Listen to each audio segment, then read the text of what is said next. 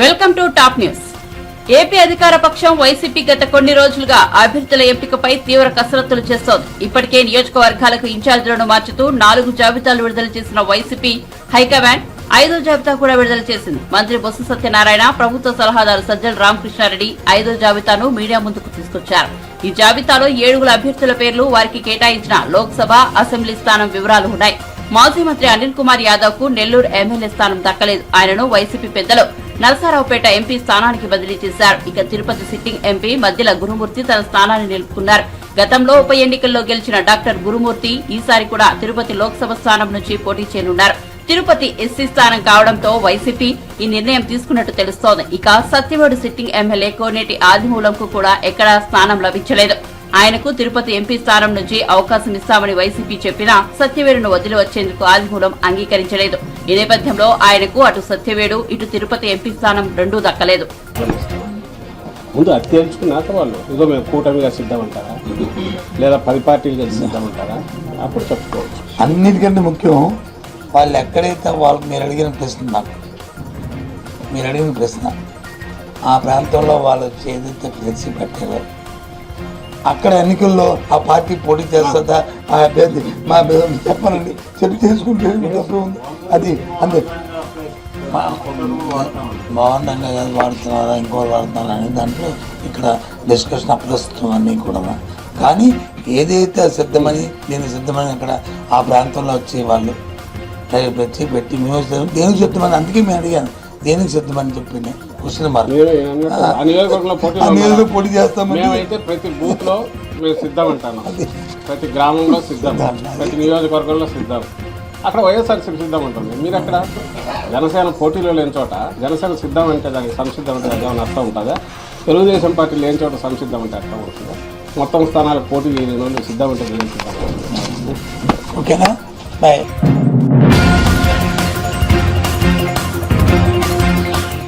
BRS అధినేత K Chandrashekar Rao ఎమ్మెల్యేగా ప్రమాణ స్వీకారం చేయనున్నారు. ఇటీవల జరిగిన అసెంబ్లీ ఎన్నికల తర్వాత ప్రమాదవశాత్తు ఫామ్ హౌస్ లో జారిపడిన కేసీఆర్ కు తుంటి ఎముక విరగడంతో ఆపరేషన్ చేయించుకున్నారు. దీంతో ప్రమాణ స్వీకారానికి దూరమయ్యారు. ప్రస్తుతం ఆయన పూర్తిగా కోలుకోవడంతో ప్రమాణ స్వీకారం చేయనున్నారు. మధ్యాహ్నం 12 గంటలకు అసెంబ్లీ చేరుకుంటారని, 12:45 స్పీకర్ ఆయనతో ప్రమాణ స్వీకారం చేయిస్తారని బీఆర్ఎస్ పార్టీ వర్గాలు తెలిపాయి.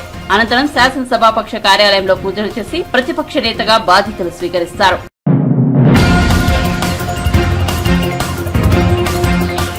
సినిమా అవార్డులపై తెలంగాణ ముఖ్యమంత్రి రేవంత్ రెడ్డి కీలక ప్రకటన చేశారు. రవీంద్ర భారతిలో ఏర్పాటు చేసిన గద్దర్ జయంతి కార్యక్రమంలో ముఖ్యమంత్రి రేవంత్ రెడ్డి, ఉప ముఖ్యమంత్రి మల్లుబట్టి విక్రమార్క తదితరులు పాల్గొన్నారు. నంది అవార్డుల స్థానంలో గద్దర్ అవార్డులు ఇస్తామని ముఖ్యమంత్రి ప్రకటించారు. దీంతో వేదికపైనున్న ఉప ముఖ్యమంత్రి మల్లుబట్టి విక్రమార్క లేచి వచ్చి ఆయనను వేదికపై ఆలింగనం చేసుకున్నారు. ఈ కార్యక్రమంలో రేవంత్ రెడ్డి మాట్లాడుతూ సినీ ప్రముఖులు తనను కలవడానికి వచ్చి చాలా విషయాలను ప్రస్తావించారని, ఇందులో భాగంగా నంది అవార్డుల అంశాన్ని తీసుకొచ్చారని గుర్తు చేశారు. గతంలో నంది అవార్డులు ఉండేవని వాటిని పునరుద్దరించాలని వారు కోరినట్టు తెలిపారు. అయితే నంది అవార్డులు కాదు కానీ మా ప్రభుత్వం గద్దర్ అవార్డులు ఇస్తుందని వారికి చెప్పినట్లు వెల్లడించారు. గద్దర్ అవార్డు పేరు పెట్టి గద్దరన్నను గౌరవించుకుంటామని తెలిపారు. నా మాటనే జీవో అని ముఖ్యమంత్రి వ్యాఖ్యానించారు. గద్దర్ అవార్డు పేరు ప్రకటించడంతో ఉప ముఖ్యమంత్రి మల్లుబట్టి విక్రమార్క వచ్చి సీఎం రేవంత్ రెడ్డిని ఆలింగనం చేసుకున్నారు. మంత్రి పొన్నం ప్రభాకర్, కమ్యూనిస్టు నాయకులు ఆయన నిర్ణయాన్ని ప్రశంసించారు. గద్దర్ పేరుతో కళాకారులకు పురస్కారాలను ప్రదానం చేస్తామని, ఇందుకు సంబంధించి త్వరలో జీవో విడుదల చేస్తామని సీఎం తెలిపారు.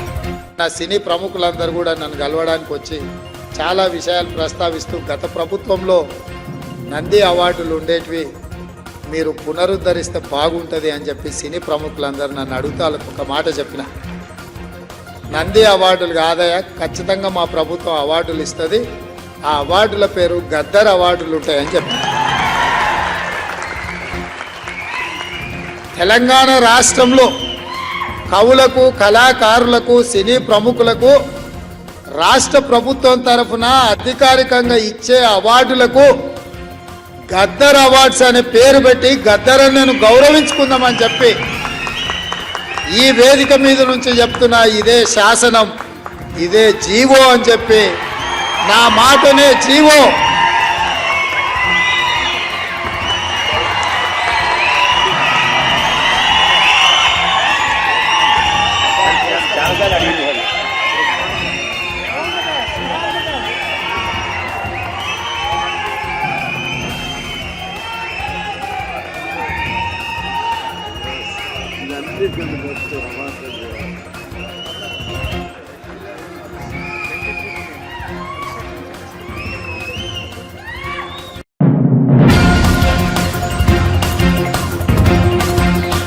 ప్రభుత్వ పాఠశాలలో అంతర్జాతీయ విద్యాబోధన దిశగా కీలక ఘట్టం పూర్తయింది. రాష్ట్రంలో ఇంటర్నేషనల్ బాకలారియట్ సిలబస్ అమలు చేసేందుకు విద్యాశాఖతో ఐబీ అధికారులు ఒప్పందం చేసుకున్నారు. బుధవారం సాయంత్రం తాడేపల్లిలోని క్యాంప్ కార్యాలయంలో ముఖ్యమంత్రి వైఎస్ జగన్ సమక్షంలో పాఠశాల విద్యాశాఖ ముఖ్య కార్యదర్శి Praveen Prakash, IB chief education officer, director of educational innovation doctor Anton Beguin ఒప్పంద పత్రాలు మార్చుకున్నారు. భారత్ లాంటి దేశాల్లో నాణ్యమైన విద్య అవసరమని, ఇప్పుడున్న విధానాలను అప్గ్రేడ్ చేసుకోవాల్సిన అవసరం ఉందని సీఎం జగన్ చెప్పారు. సాంకేతికత, పాఠ్య ప్రణాళిక తదితర అంశాలను అప్గ్రేడ్ చేయాలన్నారు. సమస్య పూరణ సామర్థ్యం, ప్రాక్టికల్ ఎగ్జామినేషన్ మోడల్లో ఎడ్యుకేషన్ నాలెడ్జ్ వినియోగం లాంటివి చాలా కీలకమని, ఐబీ ద్వారా ఇది సాధ్యమన్నారు. ఐబీతో భాగస్వామ్యం ద్వారా ఒక ప్రయాణం ప్రారంభమైందని, రానున్న విద్యా సంవత్సరంలో టీచర్లకు, సిబ్బందికి ఐబీ విధానాలపై శిక్షణ కార్యక్రమాలు అమలు చేస్తామని తెలిపారు.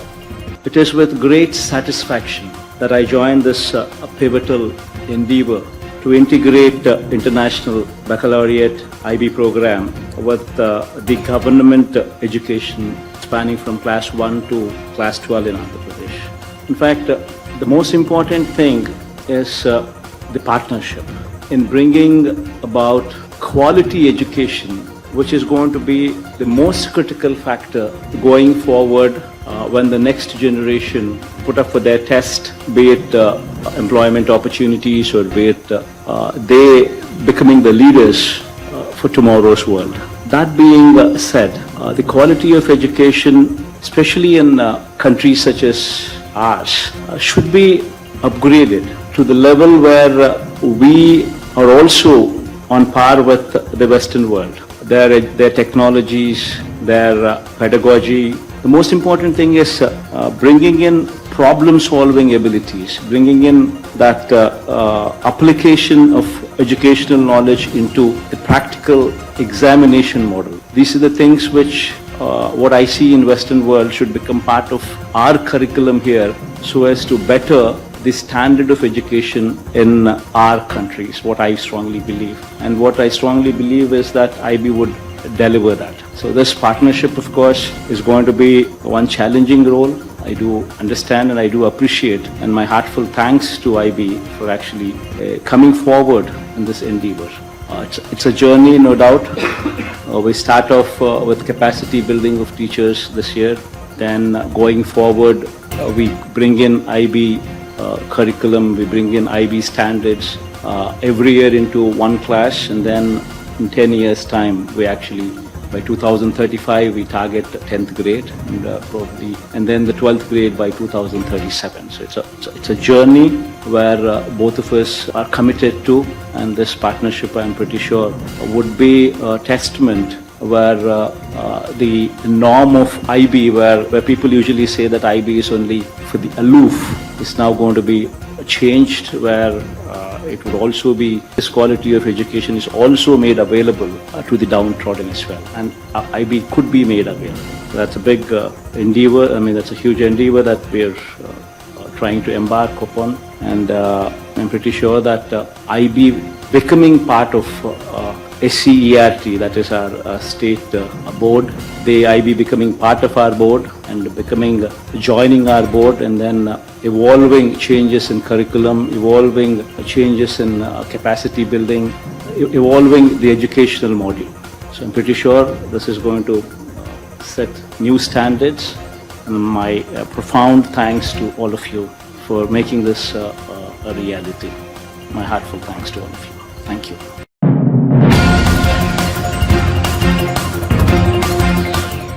జగన్మోహన్ రెడ్డి చీకటి వ్యవహారాల్లోనూ లాబింగ్ చేయడంలోనూ దిట్ట అనడానికి బెయిల్ కోసం సోనియాతో నడిపిన మంత్రాంగమే నిదర్శనమని టీడీపీ పొలిట్ బ్యూరో సభ్యులు బొడ్డా ఉమా ఆరోపించారు. జగన్మోహన్ రెడ్డి పాపాలు పడ్డాయి కాబట్టే అతని చీకటి వ్యవహారాలు బయటకు వస్తున్నాయని అన్నారు. డబ్బు పిచ్చి, అధికారం కోసం జగన్మోహన్ రెడ్డి ఎంతకైనా తెగిస్తాడనడానికి షర్మిల వ్యాఖ్యలే నిదర్శనమని స్పష్టం చేశారు. జగన్ బెయిల్ కోసం ఆయన భార్య భారతి, తన భర్త అనిల్ కుమార్ సోనియాను కలిశారన్న షర్మిల వ్యాఖ్యలపై ముఖ్యమంత్రి ఏం సమాధానం చెబుతారు? జగన్మోహన్ రెడ్డి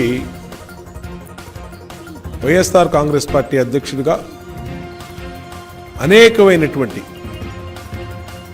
అబద్ధాల్ని, అవాస్తవాల్ని 2019లో ప్రజలకు చెప్పడం కానీ, ప్రతిపక్షం మీద తెలుగుదేశం పార్టీ అధ్యక్షుడి మీద మాట్లాడటం కానీ, ఇవాళ అన్నీ కూడా ఏమైతే మేము తొలి నుంచి జగన్మోహన్ రెడ్డి మీద వాస్తవాలు చెప్తున్నామో ఆ వాస్తవాలన్నీ నిజమని సొంత రక్తం పంచుకు పుట్టిన షర్మిలనే ఇవాళ చెప్తా ఉంది. దానికి మొన్న కడపలో భారతీరెడ్డితో చెప్పిస్తారా అని షర్మిల నిలదీసినటువంటి ప్రెస్ మీటు అన్ని వాస్తవాలు వచ్చినాయి. దీంట్లో ఏ విధంగా జగన్మోహన్ రెడ్డి అవినీతి కాణించి జగన్మోహన్ రెడ్డి ఆ రోజు బెయిల్ కోసం భారతీరెడ్డిని అనిల్ కుమార్ని ఏ విధంగా సోనియా గాంధీ దగ్గరికి పంపించింది,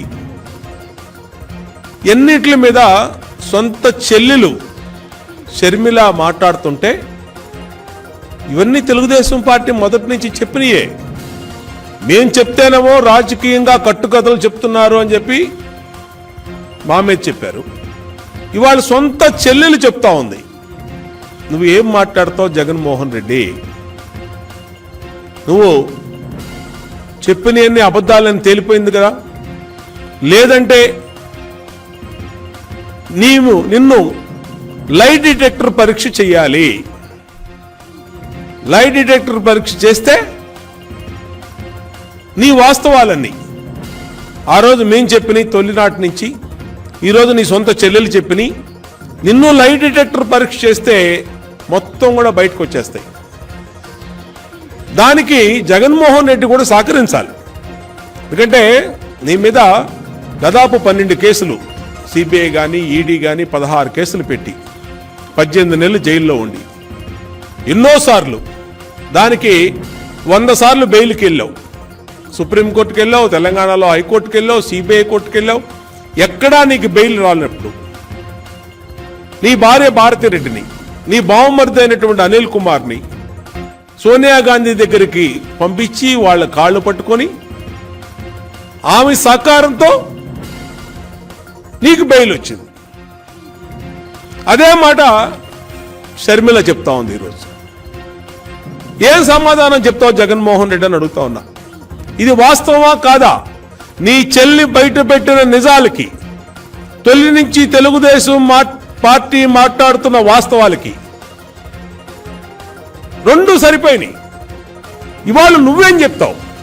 తాడేపల్లిలో కూర్చొని షర్మిలను కూడా తిట్టిస్తూ మమ్మల్ని అనరాని మాటలు అంటూ నువ్వు టైం పాస్ చేయటం కాదు.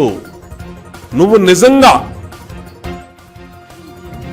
ప్రజలకి నువ్వు అవినీతి పరుడు కాదని చెప్పాలనుకుంటే లై డిటెక్టర్ పరీక్షకి రా.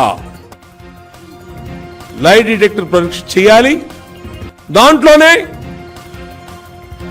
జగన్మోహన్ రెడ్డి సొంతగా వాలంటరీగా ఆయనే వచ్చి లై డిటెక్టర్ పరీక్ష చేయించుకోవాలి. చేయించుకుంటేనే దీంట్లో వాస్తవాలు ఏంటనేది తేల్తాయి. ఎందుకంటే ఆ రోజు మేము చెప్పాం 2004లో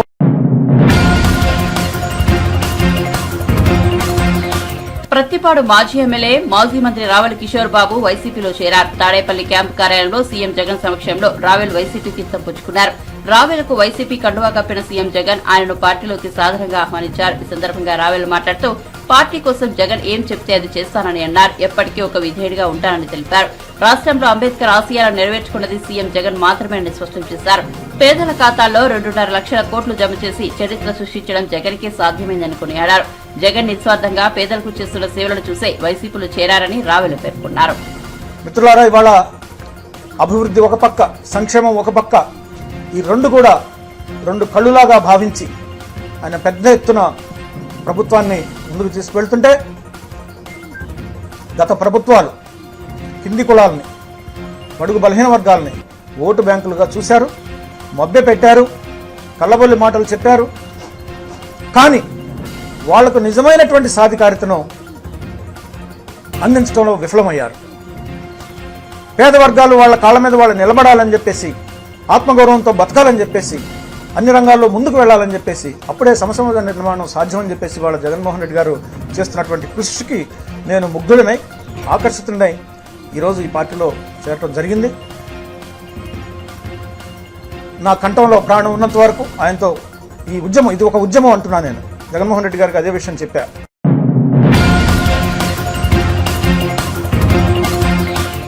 ఎన్నికల్లో ఇచ్చిన హామీలను కాంగ్రెస్ ప్రభుత్వం పాతర పెట్టిందని నమ్మి ప్రజలు ఓటు వేస్తే హామీలు నెరవేర్చకుండా కాంగ్రెస్ రిటర్న్ గిఫ్ట్ ఇచ్చిందని మాజీ ఎమ్మెల్సీ కర్ణ ప్రభాకర్ ఆవేదన వ్యక్తం చేశారు. బుధవారం తెలంగాణ భవన్లో ఏర్పాటు చేసిన మీడియా సమావేశంలో ఆయన మాట్లాడారు. తెలంగాణ ప్రజలు ఇచ్చిన తీర్పును బీఆర్ఎస్ గౌరవించిందన్నారు. కాంగ్రెస్ పార్టీ ఇచ్చిన హామీలు నెరవేర్చేదాకా తమ బాధ్యతను గుర్తు చేస్తామన్నారు. తెలంగాణలో అసలు అభివృద్ధి జరగనట్లుగా ప్రజలను మోసం చేయాలని కాంగ్రెస్ భావిస్తోందని ఆరోపించారు. నేను సూటిగా ఒకటి అడుగుతా ఉన్నాం. ఈ దేశంలో ఉన్నటువంటి తెలంగాణ కాకుండా మిగతా 27 రాష్ట్రాల్లో కాంగ్రెస్ పార్టీ కేవలం 2 రాష్ట్రాలు మాత్రమే అధికారంలో ఉన్నది. అది అబద్ధపు హామీలు చెప్పి ఇష్టం వచ్చినట్టుగా వాగ్దానాలు చేసి ప్రజల్ని విమర్పాటు గురి చేసి ఓట్లు వేయించుకున్నటువంటి 2 రాష్ట్రాలు, ఒకటి కర్ణాటక, మరొకటి తెలంగాణ. ఈ 2 రాష్ట్రాలు మాత్రమే మీ పార్టీ ఉందనేటువంటి విషయాన్ని మీరు మర్చిపోయి మిగతా 25 రాష్ట్రాల్లో మీ పార్టీ చచ్చిపోయిందనేటువంటి మాట మీరే చెప్తా ఉన్నారు. మిగతా 26 రాష్ట్రాల్లో కాంగ్రెస్ పార్టీ బొంద పెట్టబడ్డది అనేటువంటి మాట మీరే చెప్పడం మీ పార్టీకి మంచిది కాదు అనేటువంటి విషయాన్ని ఈ సందర్భంగా రేవంత్ రెడ్డి గారికి గుర్తు చేస్తా ఉన్నది. ఇవాళ ఈ దేశంలో కాంగ్రెస్ పార్టీ ఎక్కడా అధికారం లేదు. కేవలం అబద్ధపు హామీల ద్వారా వచ్చినటువంటి 2 రాష్ట్రాలు మాత్రమే. అది కూడా ఇవాళ కర్ణాటకలో ఏం జరుగుతుందో, తెలంగాణలో ఏం జరుగుతుందో ప్రజల ముందున్నటువంటి సత్యం, ప్రజలు చూసినటువంటి, ప్రజల కళ్ళ ముందున్నటువంటి సత్యం. కర్ణాటకలో ఉచిత హామీలని చెప్పి ఏం నెరవేర్చిందో, తెలంగాణలో హామీలు ఇచ్చి ఇప్పటివరకు ఏమి నెరవేరబడ్డాయి అనేటువంటి విషయాన్ని ఒక్కసారి ఆలోచించుకున్నప్పుడు వాళ్ళు ఇచ్చినటువంటి హామీ కేవలం గృహలక్ష్మి ద్వారా ఉచిత బస్సు తప్ప మరోటి ఇవ్వలేదనేటువంటి విషయాన్ని గుర్తు చేస్తా ఉన్నాం. నిజానికి మేము అడుగుతున్నటువంటిది కాదు. కాంగ్రెస్ పార్టీ నాయకులు పదే ఒక మాట అంటా ఉన్నారు, బీఆర్ఎస్ పార్టీకి తొందర ఎందుకు అని. మేము తొందర లేదు అనే మాట చాలా స్పష్టంగా చెప్తా ఉన్నాం. కానీ మీరు ఇచ్చినటువంటి హామీని మాత్రమే మేము గుర్తు చేస్తా ఉన్నాం. స్వయాన రేవంత్ రెడ్డి గారు అన్నటువంటి మాట, మీరు ఎవరు కూడా 9వ తారీఖు వరకు ఏమి తీసుకోకండి.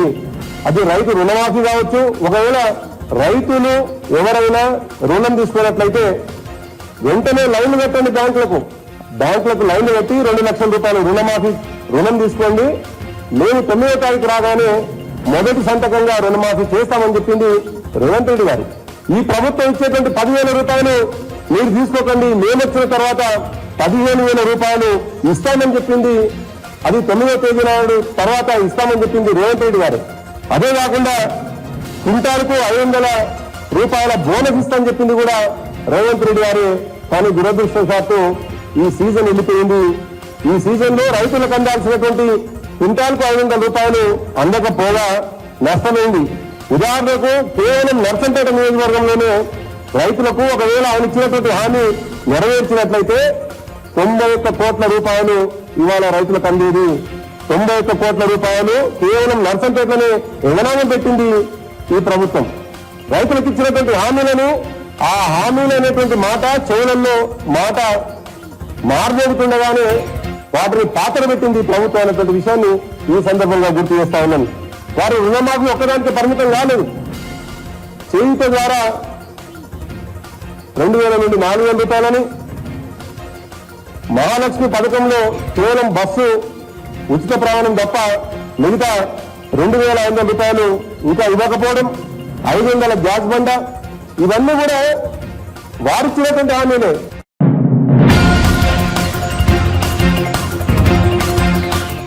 ఒంగోలులో 25,000 మందికి పట్టాలు ఇవ్వడమే తనకు ముఖ్యమని మాజీ మంత్రి బాలినేని శ్రీనివాసరెడ్డి అన్నారు. ఎంపీ అభ్యర్థి మాగుంట అయితే అన్ని నియోజకవర్గాల్లో బాగుంటుందని అభిప్రాయం వ్యక్తం చేశారు. అందుకోసమే తన పోరాటమని చెప్పారు. రాష్ట్రంలోని ఇతర నియోజకవర్గాల్లో అభ్యర్థులు పట్టినట్టు ఉన్నారని వ్యాఖ్యానించారు.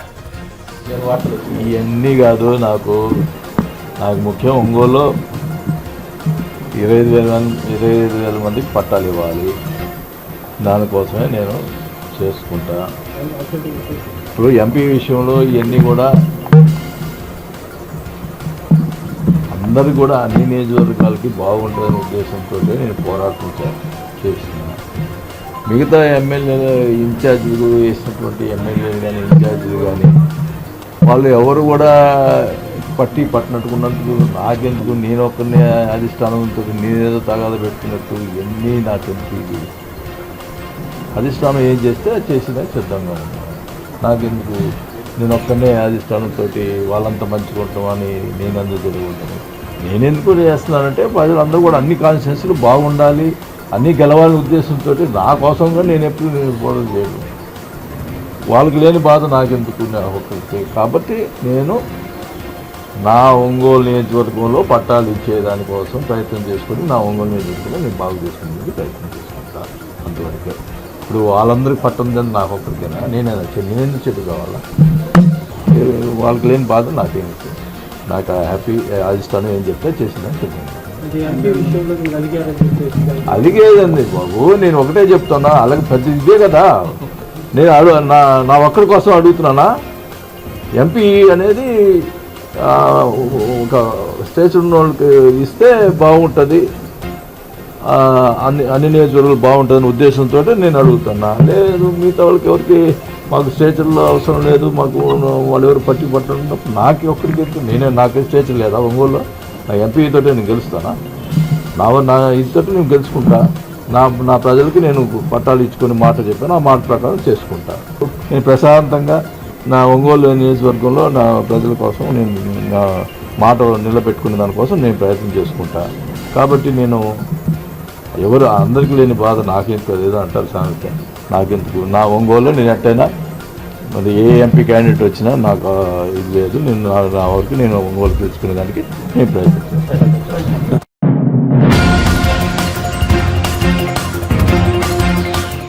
రాహుల్ గాంధీ మాటకు అనుగుణంగా బీసీ కులగణన చేస్తున్నామని మంత్రి పొన్నం ప్రభాకర్ అన్నారు. శాసనసభ సమావేశాల్లో ఈ బిల్లు పెడతామని చెప్పారు. రిటైర్డ్ జడ్జి బీసీ సంఘాల నేతల సలహాలు తీసుకుంటామని తెలిపారు. బీసీల్లోని అన్ని కులాల వారు గర్వంగా భావించాల్సిన సందర్భం ఇదని చెప్పారు. ఎమ్మెల్సీ కవిత గత 10 ఏళ్ల నుంచి మహాత్మా జ్యోతిరావు పూలే విగ్రహం గురించి ఎందుకు మాట్లాడలేదని ప్రశ్నించారు. రాజకీయం చేయాలని అనుకుంటే బయట చేయాలి. కేసీఆర్ అధికారంలో ఉన్నప్పుడు ఏం చేశారని ఫైర్ అయ్యారు. బీఆర్ఎస్ నేతలు 4 దగ్గర పెట్టుకుని మాట్లాడాలని అన్నారు. లిక్కర్ బిజినెస్ బిజీ నుంచి తగ్గినట్టు ఉందని, అందుకే ఇప్పుడు జ్యోతిరావు పూలే విగ్రహం గురించి మాట్లాడుతున్నారని అన్నారు. బీఆర్ఎస్ కు అంత చిత్తశుద్ది ఉంటే కేసీఆర్ అధికారంలో ఉన్నప్పుడు ఏం చేశారని ఫైర్ అయ్యారు. బీఆర్ఎస్ పార్టీలో అధ్యక్ష పదవి, వర్కింగ్ ప్రెసిడెంట్ పదవి, శాసనసభ పదవి బీసీలకు ఇచ్చి తమ చిత్తశుద్ది నిరూపించుకోవాలని మంత్రి పొన్నం ప్రభాకర్ అన్నారు.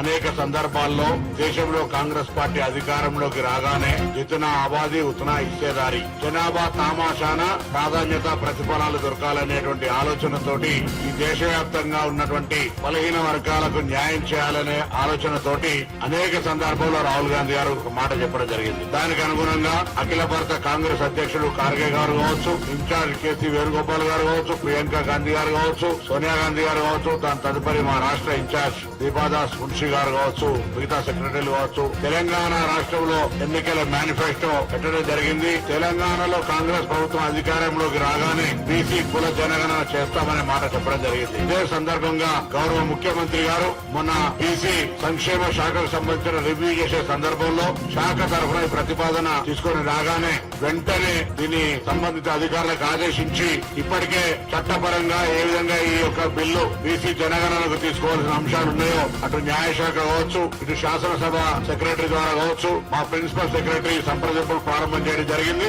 ఈ శాసనసభ సమావేశం లోపల బీసీ జనగణనకు సంబంధించి చట్టపరంగా ఎటువంటి ఇబ్బందులు లేకుండా భవిష్యత్ తరాల్లో ఒక నిబద్ధతతోటి రాజకీయ, సామాజిక, ఆర్థిక అన్ని రకాలుగా బీసీ జనాభాకు లాభమయ్యే విధంగా ఈ దేశానికి మార్గదర్శకత్వం ఉండే విధంగా ఈ బీసీ జనగణన తెలంగాణ ప్రభుత్వం చేపట్టబోతుందని చెప్పడానికి బీసీలందరూ కూడా గర్వంగా రేపొద్దున ఈ అంశానికి సంబంధించిన దాని లోపల కాంగ్రెస్ పార్టీ ఎన్నికల మేనిఫెస్టోకు కట్టుబడి అమలు చేస్తుంది.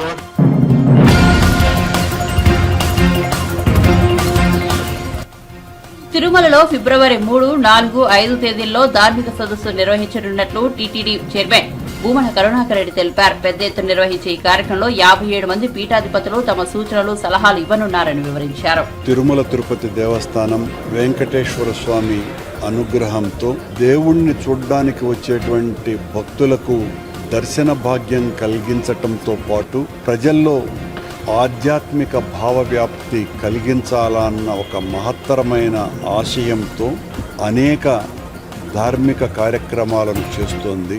హిందూ ధర్మ ప్రచార పరిషత్ పేరుతోటి తిరుమల తిరుపతి దేవస్థానం ప్రపంచంలో ఉన్న అన్ని ఆధ్యాత్మిక కేంద్రాల కంటే కూడా మిన్నగా ఈ ధర్మ ప్రచారాన్ని అతి గొప్పగా నిర్వహిస్తోంది.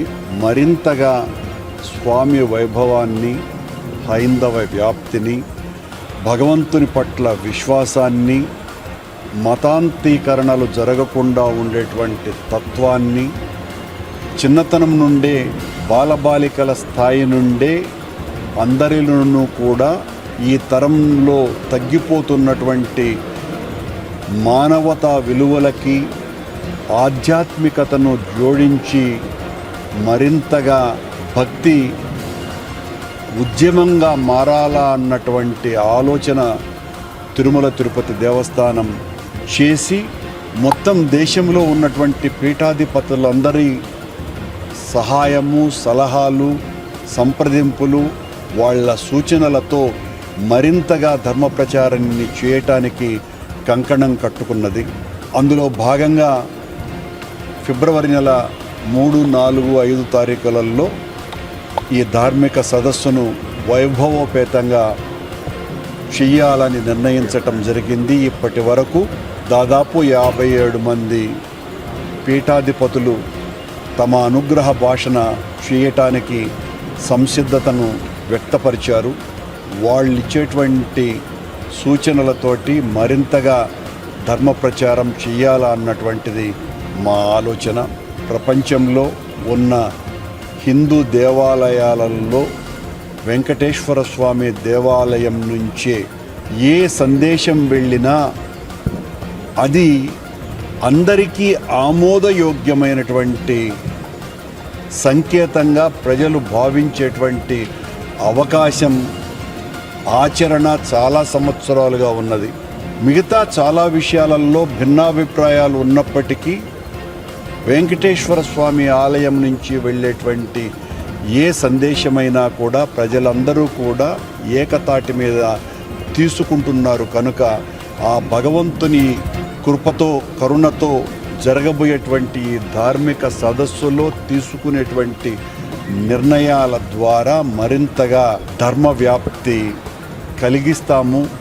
పెద్ద ఎత్తున ఉద్యమంగా దాన్ని చేస్తాము. దాదాపు 16 సంవత్సరాల క్రితం 2 సార్లు నేను టీటీడీ చైర్మన్గా ఉన్నప్పుడు 2 సార్లు జరిగినటువంటి ధార్మిక సదస్సులలో ఆనాడు పాల్గొన్నటువంటి పీఠాధిపతుల వాళ్ళ అమృత వాక్కులనే మేము శిరసావహించి అనేక కార్యక్రమాల్ని చేయటం జరిగింది. అందులో దళిత గోవిందం, కళ్యాణమస్తు, గిరిజన గోవిందం, కైసిక ద్వాదశి ఉత్సవాలను అత్యంత అద్భుతంగా నిర్వహించటం, ఇలాంటి కార్యక్రమాలను ఎన్నింటినో నిర్వహించటం జరిగింది. రేపు జరగబోయేటువంటి సదస్సులో మరింత పెద్ద ఎత్తున మేము వాళ్ళ యొక్క వాక్కుల నుంచి వెలువడేటువంటి ఆ అమృత భాషణాలను తీసుకొని మరింత ముందుకు వెళ్ళి ధర్మ ప్రచారాన్ని, మా హిందూ ధర్మ ప్రచార పరిషత్తుని మరింత పటిష్టం చేసుకుంటూ ముందుకు వెళ్ళాలన్నది ఆలోచనతో ఈ కార్యక్రమాన్ని నిర్వహిస్తున్నాం. ఈ కార్యక్రమానికి వస్తున్నటువంటి పీఠాధిపతులకు అందరికీ కూడా శిరస్సు వంచి పాదాభివందనం చేస్తున్నాం.